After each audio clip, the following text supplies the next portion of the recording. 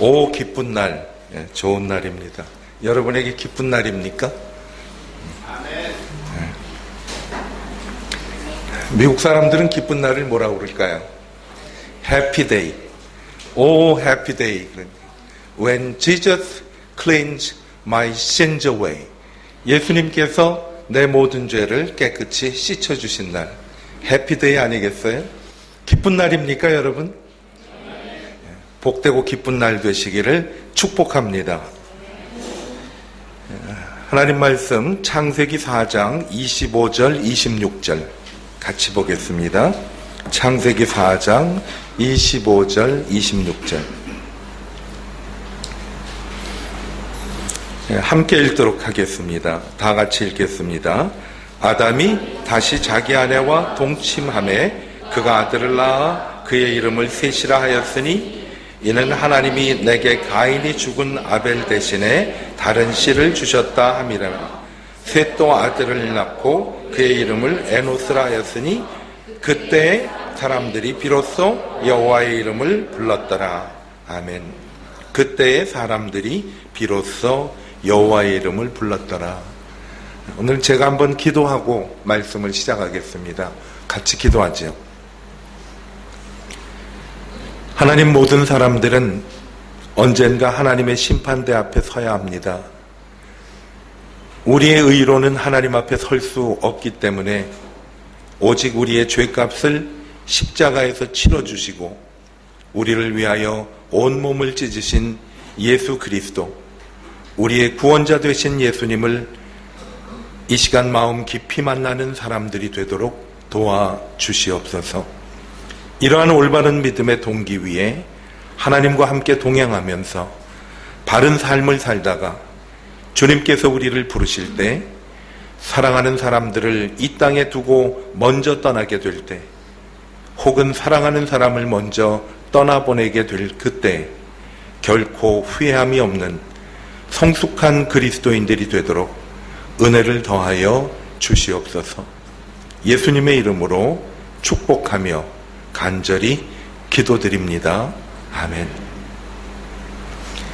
에베소서 4장 13절과 14절을 보면 우리가 다 하나님의 아들을 믿는 것과 아는 일에 하나가 되어 온전한 사람을 이루어 그리스도의 장성한 분량이 충만한 데까지 이르리니 이는 우리가 이제부터 어린아이가 되지 아니하여 사람의 괴술과 간사한 유혹에 빠져 모든 교훈의 풍조에 밀려 요동치 않게 하려 함이라 라고 말씀을 합니다. 이 말씀은 우리 믿음은 예수 그리스도의 수준에 도달할 때까지 계속 성장해 나가야 된다라고 말씀을 합니다. 어떤 순간에라도 우리의 믿음이 계속 성장하지 않고 멈춘다면 그것은 믿음이 멈춘 것이 아니라 믿음이 퇴보한다고 말할 수 있습니다. 우리의 믿음은 바퀴가 달린 무언가를 타고 언덕을 올라가는 것과 같다고 봅니다. 언덕을 올라갈 때 뒤로 미끄러지지 않기 위해서는 계속 올라가야 하듯이 우리 믿음도 역시 마찬가지입니다. 어제보다는 오늘이 더 성장해야 되는 거죠. 우리 육신은 갈수록 한계를 느끼지요. 어제 할 수 있었던 것을 오늘 되면 못하는 것들이 많이 있어요. 그러나 우리의 믿음은 날마다 성장할 수 있기 때문에 사도 바울은 그렇게 고백을 합니다. 내가 나이가 들어서 겉사람은 점점 쇠약해지지만 우리의 속사람은 날로 새로워진다라고 말씀을 합니다. 하나님이 주신 축복입니다. 우리의 믿음은 겉사람과는 상관없이 날마다 더 성숙해 나아갈 수가 있는 것입니다. 어떻게 보면 믿음만이 누릴 수 있는 귀한 축복이죠. 오늘 말씀 14절에도 보면 믿음이 자라지 않으면 어떤 일이 일어나는가 하면 어린아이 같이 행동할 수 있다고 말씀을 합니다. 어린아이와 같이. 여러분, 어른 같은 어린아이가 있고 어린아이와 같은 어른이 있어요. 여러분 아세요? 어른 같은 어린아이가 있는가 하면 어린아이와 같은 어른이 있어요. 그건 뭔가 하면 우리의 성숙에 달려있는 거죠. 제가 초등학교 4학년에서 5학년으로 올라갈 때 저희 할머니한테 그런 말씀을 드린 적이 있어요. 할머니, 내일 5학년 돼요. 그랬더니 할머니가 하시는 말씀이, 야, 학년만 올라가면 뭐라냐? 사람이 성숙해야지. 근데 5학년짜리한테 할 얘기는 아닌 것 같은데, 그게 지금 새록새록 생각이 납니다. 나이가 들면 좋은 일이죠. 나이 들면 좋은 일이지만은 우리가 거기에 같이 우리의 속사람도 새로워지는 것이 필요한 것 같아요. 어린아이와 같이 행동할 뿐만 아니라 다른 사람들의 속임수에 잘 넘어가는 거죠. 우리는 귀가 얇아가지고 누가 무슨 얘기를 하면 금방 거기에 혹하기가 쉬워요. 그거는 아무리 현명하고 지혜로운 사람이라도 일단 거기에 혹하면 사람은 넘어가게 돼 있잖아요. 그래서 우리는 믿음 생활을 하면서 불필요하게 시간을 낭비하면서 방황할 때가 너무나 많이 있습니다. 우리 지나간 삶을 돌아보면 우리가 믿음 생활에서 자리를 잡지 못하고 방황하는 시기가 있었던 것이 분명합니다. 하나님께서 오늘도 우리에게 믿음을 더하여 주셔서 이젠 더 이상 믿음의 방황을 멈추는 그런 은혜가 임하게 되기를 축복합니다. 그만큼 그 시간은 우리에게 정말 귀중한 그 소중한 시간을 낭비하는 그런 시간인 것 같습니다. 성숙하기 위해서는 어떻게 해야 되느냐? 믿음의 시작이 바로 돼야 믿음이 성숙합니다. 어디에서 시작하느냐에 따라서 우리의 믿음이 성숙하고 성숙하지 못하는 것에 따라서 다르지요. 제가 처음에 미국에 갔을 때는 1970년대 말에 미국에 갔습니다. 그때 정말 교회에 매주일 교인들이 왔어요. 한국에서 이민 오시는 분들이 정말 많을 때가 바로 1970년 후반, 80년 초반이에요. 어떤 분은 부부가 왔는데 남편 가족, 아내 가족 합해가지고 한 15명까지 온 그런 가정이 있었어요. 매주 와요. 그런데 그때 일어나는 공통적인 현상이요. 누가 공항에 마중 나오느냐에 따라서 그 사람의 미국 생활이 달라집니다. 공항에 마중 나온 사람이 예를 들어서 제가 살던 곳에는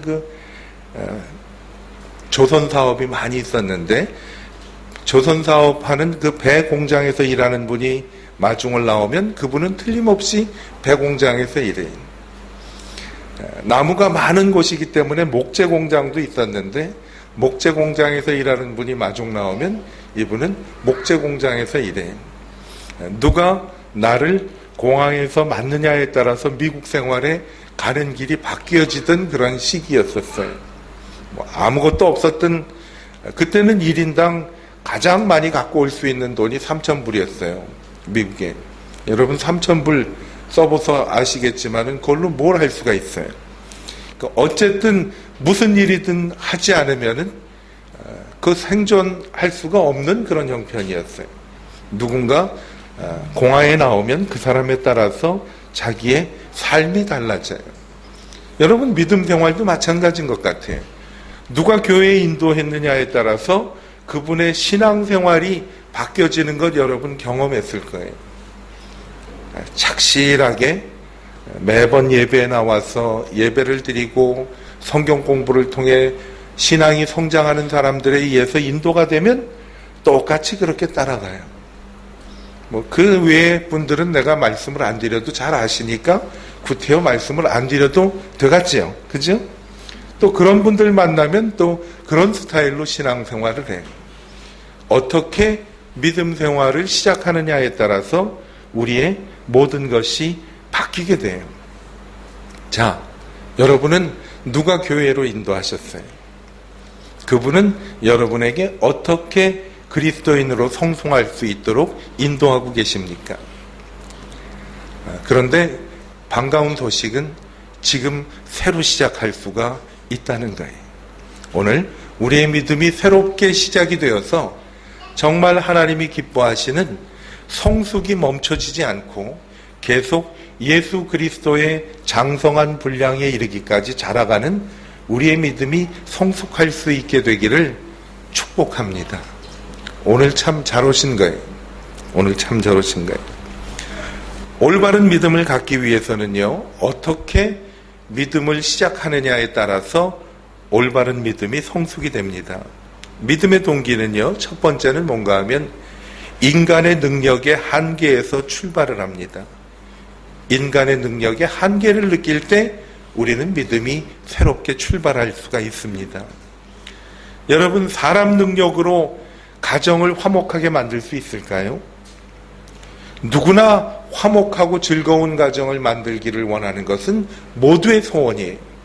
그런데 문제는 뭔가 하면 내 힘으로 되지 않는다는 것이에요. 주부들에게 설문조사를 했는데요. 잘 들어보세요. 이건 뭐 주부에게 했지만은 남편도 예외는 아닐 것 같아요.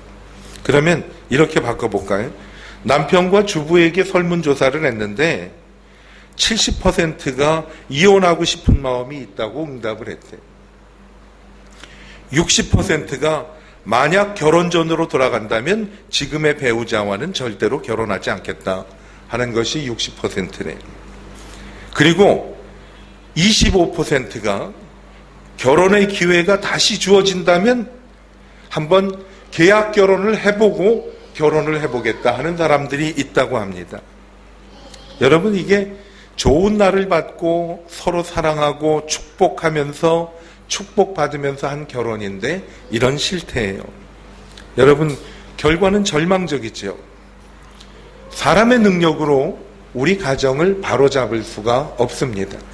인간의 한계예요. 우리 능력으로 사회를 잡을 수가 있습니까?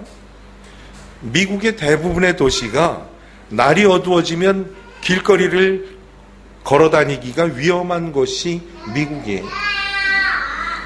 미국은 세계 최대의 강국입니다. 그런데 이 강대국이 밤거리 하나 제대로 못 잡는 곳이 미국이에요.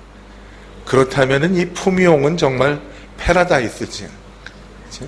밤늦게 언제까지 생길지는 모르겠지만은 적어도 제가 다니는 시간은 안전하더라고요.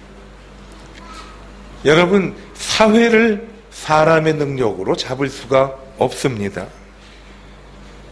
또 하나, 개인의 문제를 내 스스로가 해결할 수 없는 것이 저희들입니다. 문제가 얼마나 많이 있습니까? 아침에 일어나면 생기는 흰머리를 막을 수가 있습니까, 여러분? 누가 저녁 때 나한테 이거 한번 발라보십시오 그러고 브리치라는 걸 주더라고. 그래서 이렇게 한번 발라봤어요. 그랬더니 사람이 달라 보이더라고요. 근데 제가 깜빡 샤워하고 자는 걸 잊어버렸어. 아침에 일어났더니 베개가 형편이 없고 제 얼굴 모양도 형편이 없어. 밤에 잘 때는 봐줄만 했던 내 머리가 또 원상태로 돌아가는 거예요. 사람의 힘으로 개인의 문제를 해결할 수가 없어요. 그렇죠? 가정, 사회, 그리고 개인의 문제를 인간의 능력으로 다 될 것 같지만은 중요한 것은 막상 할 수 있는 것이 아무것도 없다는 거지요. 베드로가 예수님을 만났을 때에 물고기 잡는 일에 전문가였던 베드로가 물고기를 한 마리도 잡지 못했던 밤에 예수님을 만났습니다. 물고기 잡는 것이 베드로의 전문직이었어요. 그런데 한 마리도 잡지 못했던 자신의 능력의 한계를 깨닫던 그 밤에 베드로는 예수님을 믿고 따르게 된 거지요. 만약 베드로가 그날 밤에 그물이 찢어지도록 물고기를 잡았더라면 예수님을 따르지 않았을 수가 있다는 가능성이 있습니다. 아마 예수님을 만났을지라도 몇 년 허송세월하다가 예수님을 따랐을 것입니다. 그런데 자신의 능력으로 할 수 없다는 능력의 한계를 깨달았을 때 베드로는 예수님을 믿고 따르게 된 거지요.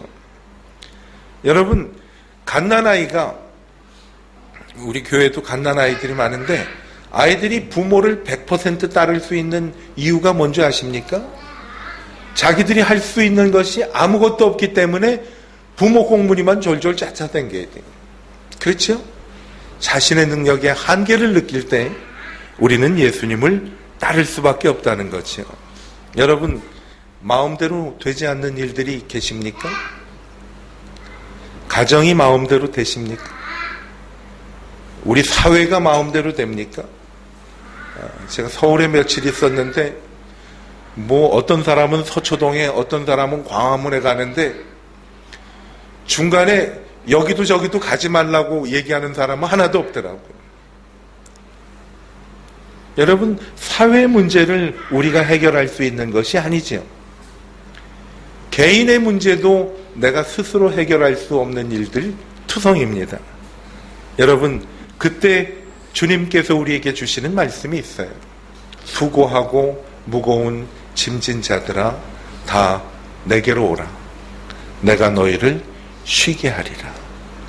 여러분, 능력의 한계를 깨우치는 그 순간 주님이 우리를 초청하시는 주님의 음성을 듣고 주님 앞에 나올 수 있는 우리 모두가 되기를 주님의 이름으로 축복합니다. 인간의 한계를 느낄 때 우리는 주님 앞에 나와야 돼요. 내가 할 수 있는 것이 아무것도 없습니다. 여러분, 인간 능력의 한계보다 더 중요한 것이 있습니다. 인간 생명의 한계입니다. 인간 생명의 한계. 저희가 매월 세미나를 하고 있는 교회의 목사님이 얼마 전에 건강진단을 했는데 정말 건강이 최악이라는 그러한 판단이 나왔어요. 의술로는 거의 해결이 되지 않는 그런 수준이에요. 얼마나 지탱을 할지도 모르는 상황인데 저는 그분이 지금 현재의 처한 상황을 헤쳐나가는 것을 보고 상당히 더 믿음으로 존경하게 됐어요. 지난 주일날 예배 설교를 드렸는 그 사진을 누가 보내왔는데 등어리에다가 예배 시간에 나무 할 때 지는 지게를 지고 나왔더라고요. 지게를 지고 나와서 그 교인들이 어리둥절하죠. 왜 목사님이 지게를 지고 나왔나. 결과적으로는 뭔가 하면 예배 시간 마지막 순간에 지게를 십자가 앞에다 내려놓고 나는 이제 이 무거운 짐을 주님 앞에 다 내려놓습니다. 나는 내 인간의 능력의 한계도 깨달았고 생명의 한계도 깨달았습니다. 사나 죽으나 나는 다 주의 것이라 주님 앞에 내 모든 짐을 내려놓습니다. 상당히 재미있게 자신을 잘 표현하는 분인데 저는 처음엔 참 재미있다라고 생각을 했는데 저게 바로 우리가 해야 할 일이다라는 거예요. 무거운 짐을 나 홀로 지고 견디다 못해 쓰러질 때 불쌍히 여겨 날 구원해 주실 그분, 사랑의 주님 오직 예수. 인간의 생명의 한계를 깨달을 때 우리는 주님 앞에 나와 신실하게 하나님을 섬길 수가 있게 되는 것입니다. 누가복음 17장에 보면 예수님께서 문둥병자 10명을 고쳐주십니다. 이들이 예수님을 찾아왔을 때 언제 찾아왔는가 하면 본인들이 문둥병자일 때에 예수님을 찾아왔습니다. 문둥병자가 이 당시에는 함부로 나다니면 사람들에게 돌에 맞아 죽는데도 죽음을 무릅쓰고 예수님 앞에 찾아왔습니다. 그런데 치료받고 난 후에 10명 중 9명이 예수님의 곁을 떠난 것을 우리는 알 수가 있습니다. 왜 예수님을 떠났는 줄 아십니까? 자기 힘으로 이제는 살 수 있다고 생각이 되었기 때문에 예수님을 떠난 거예요. 인간 능력의 한계로 예수님을 믿게 된다는 것은 축복입니다. 그뿐 아니라 우리는 더 믿음이 성숙해질 때가 있는데 또 다른 동기는 인간 생명의 한계입니다. 요즘은요, 나이 든 분이나 젊은 사람이나 가릴 거 없이 갑자기 병원에 입원을 해가지고 여러 가지 어려운 진단을 받는 사람들이 상당히 많이 있어요. 젊었다고 내 건강을 과신해서도 안 되고 나이가 들면 언제든지 준비를 하고 있어야 되겠다라는 생각을 갖고 있어요.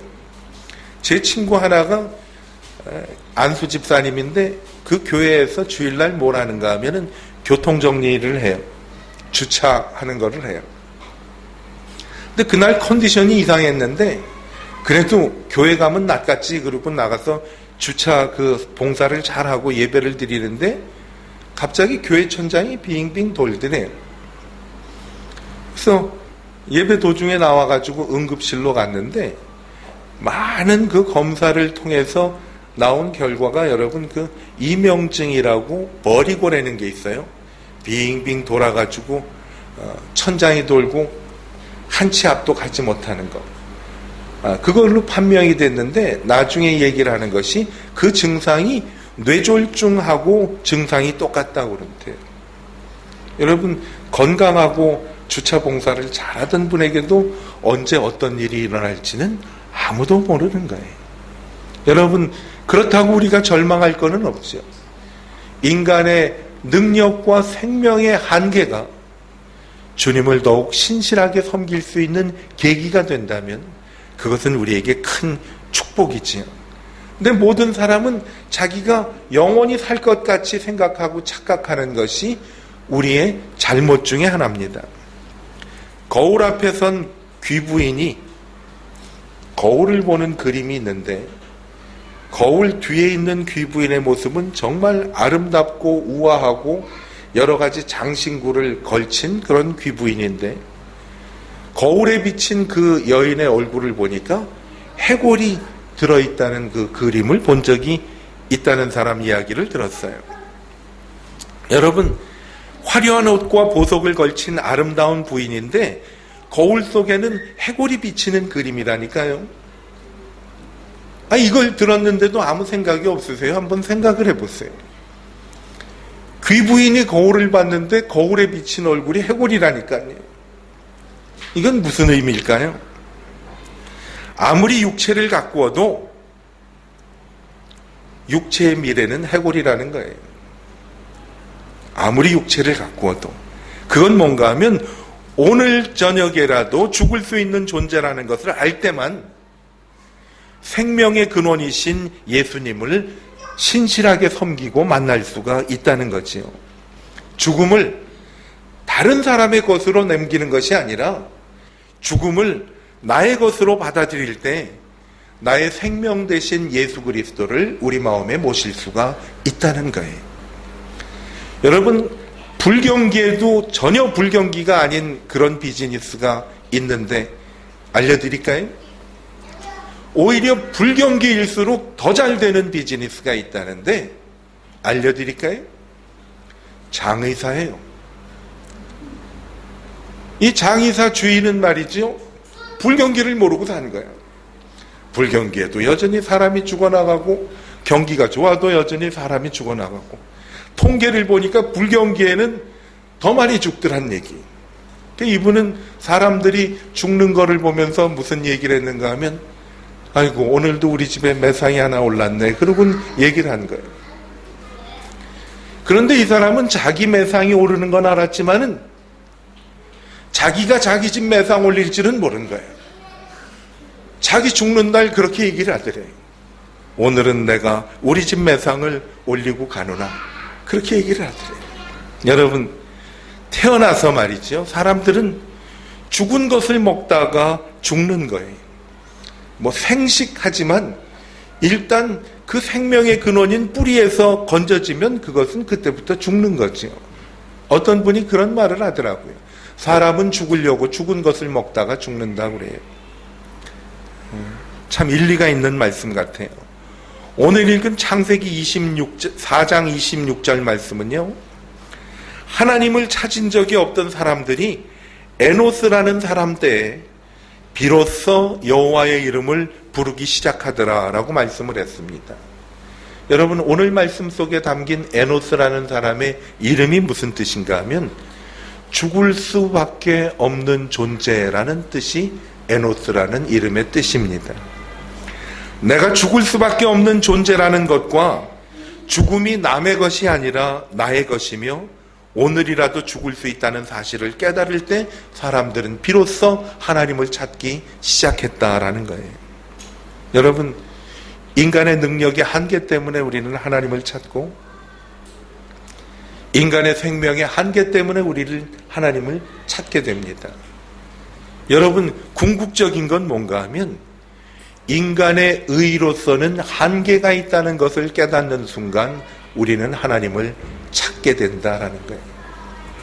내 능력의 한계가 있고 내 생명의 한계가 있으면 언젠가는 내가 그분 앞에 서야 되는데, 우리의 심판주이신 하나님 앞에 설 때 내 의는 한계가 있다라는 것을 본 거지요. 여러분, 저는 죽음의 문턱에 선 분들을 만나고 대화하고 할 기회가 꽤 많이 있어요. 많은 분들이 아프고, 요즘도 제가 목회 현장을 떠나 있어도 여전히 과거에 목회하던 곳에 있었던 분들이 병원에 입원하고 편찮았고 수술하고 하시는 분들 기도 연락이 많이 와요. 어쨌든 몸이 많이 불편하고 죽음의 문턱에 든 분들하고 대화할 일이 많이 있어요.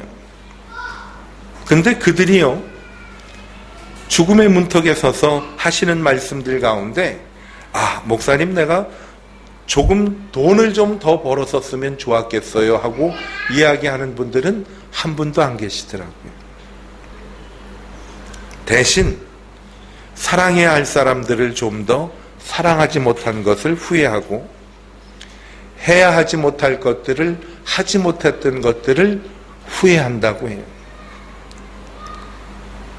그렇게 후회하면서 살다가 마지막을 맞게 되는데, 여러분, 그래서 그런 비석에 묘비의 말이 있다고 그러잖아요. 내가 이러다가 이럴 줄 알았다, 그렇게 써 있다잖아요. 여러분, 우리는 이 세상을 살 때 우리의 의로 하나님 앞에 절대로 설 수가 없지요. 그런데 인간의 죽음 앞에 하나님 심판이 있다는 것은 본능적으로 알고 있습니다. 하나님 믿지 않는 사람도 죽음은 두려워해요. 그리고 또 하나는 하나님 앞에서 나는 아무도 의인이 될 수 없다는 사실을 우리는 너무나 잘 알고 있습니다. 그래서 바르게 살지 못한 것이 죽음이 임박할수록 후회스러운 거지요.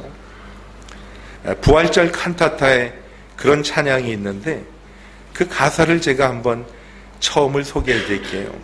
오 거룩하신 주님, 그 상하신 몸, 멸시와 욕, 가시관 쓰셨네. 거룩하신 주님, 멸시와 욕을 당하시고 가시관을 쓰셨네라는 그런 찬송가 가사인데요. 여러분, 왜 가시관을 쓰시고 예수님이 피를 흘리셨을까요? 내가 머리로 지은 죄를 용서해 주시기 위해서 가시관을 쓰시고 피를 흘리시는 것 같아요. 우리가 머리로 얼마나 많이 죄를 짓습니까? 반면 예수님은 손에 못이 박히고 피를 흘리고 죽으시잖아요. 내가 손으로 지은 죄를 용서해 주기 위해서 예수님은 십자가에 못 박혀 피를 흘리고 죽으신 거예요. 왜 예수님은 발에 못이 박히고 피를 흘리십니까? 가서는 안 될 곳에 걸어다닌 우리 발이 지은 죄들을 용서해 주시기 위해서 예수님은 발에 피를 흘리시고 못 박히신 거지요. 또 뭐 있나요? 예수님 옆구리에 창이 찔리고 물과 피를 마지막 한 방울까지 다 쏟아내리셨잖아요. 썩어질 우리의 육체로 지은 모든 죄를 용서해 주시기 위해서 예수님은 그 창에 허리로 모든 것들이 찔리신 채 물과 피를 한 방울 남기지 않고 다 흘리신 거지요. 여러분, 우리가 어떻게 예수님을 만날 수가 있는가 하면요, 내 의로는 도저히 하나님 앞에 나갈 수 없다는 그 사실을 깨우치는 순간 우리는 예수님을 만날 수밖에 없지요. 예수님이 그런 말씀을 했잖아요. 내가 곧 하나님께로 나가는 길이요 진리요 생명이니 갔는데 정신을 못 차리고 혼수 상태네요. 원인도 모르고 기도해 주세요. 여러분, 37이면 한참 많이 갔어요. 그렇죠? 그런데 사람의 모든 것들은 예측할 수가 없다는 것이에요.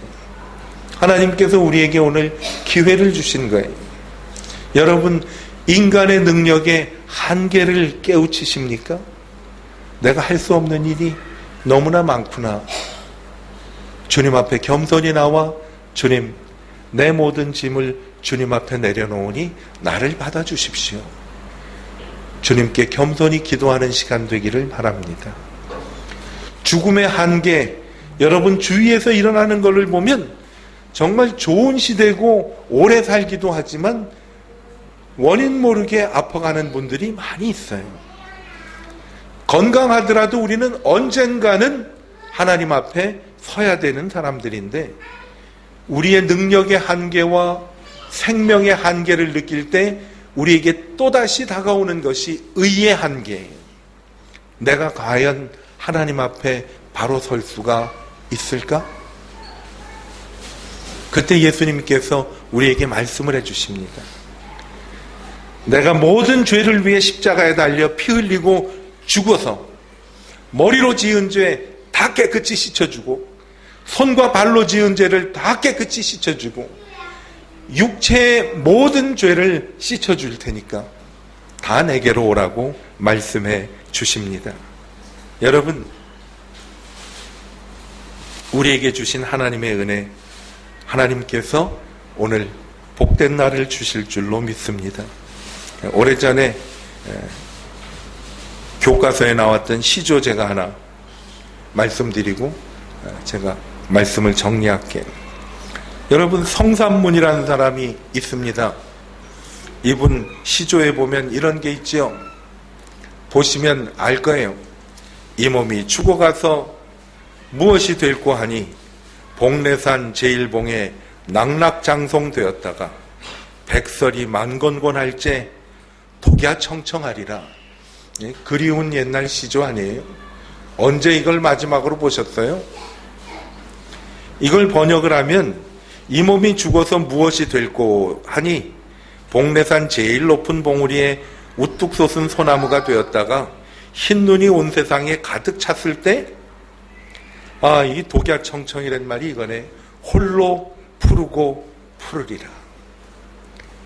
저는 이게 우리의 믿음하고도 관련된 말씀 같아요. 우리의 믿음 늘 세상이 아무리 요란하고 힘들어도 홀로 푸르고 푸른 믿음을 간직하는 은혜가 우리에게 임했으면 좋겠습니다. 이거 옛날 시조고 요새 노랫말 하나 소개해 드릴게요. 김민기라는 가수 혹시 아십니까? 아침 이스라엘이라는 노래를 작사하고 작곡한 가수예요. 이 노래 아시죠? 다 같이 한번 불러볼까? 저들의 푸르른 솔잎을 보라. 돌보아주는 이 하나 없는데 비바람 불고 눈보라 쳐도 온누리 끝까지 마음껏 푸르다. 우리들 가진 것 비록 적어도 손에 손 맞잡고 눈물 흘리니 우리 나갈 길 멀고 험해도 깨치고 나아가 끝내 이 길이다.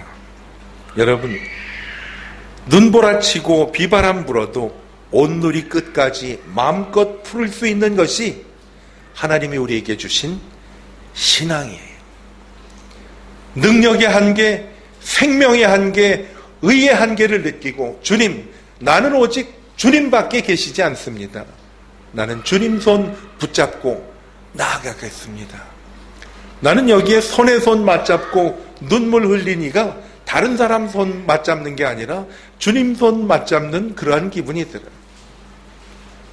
손에 손 맞잡고 눈물 흘리니 비바람 불고 눈보라 쳐도 온누리 끝까지 마음껏 부르다.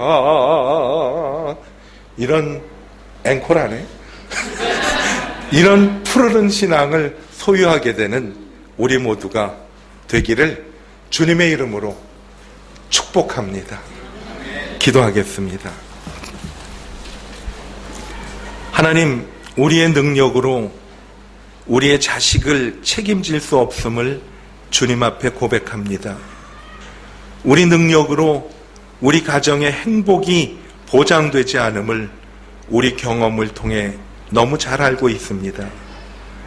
주님께서 우리 인생의 주관자가 되어주시지 않으면 저희가 무엇을 할 수 있겠습니까? 우리 능력의 한계를 잊지 아니하는 지혜로운 사람으로 삼아 주시옵소서. 우리 생명의 한계를 주님 앞에 고백합니다. 인생이 풀과 꽃과 같다고 고백하지만 우리 삶은 그렇게 살지 못했음을 고백합니다. 오늘 밤이라도 주께서 우리를 부르시면 우리는 이 땅을 떠나야 하는 생명의 한계자임을 깨닫는 자 되게 하셔서 영원한 생명이신 하나님을 마음에 모시고 그리고 예수님을 신실하게 따라 우리의 물음을 정말 푸르른 솔같이 든든히 붙잡게 도와 주시옵소서. 예수님의 이름으로 축복하며 기도하였습니다. 아멘. 교회 소식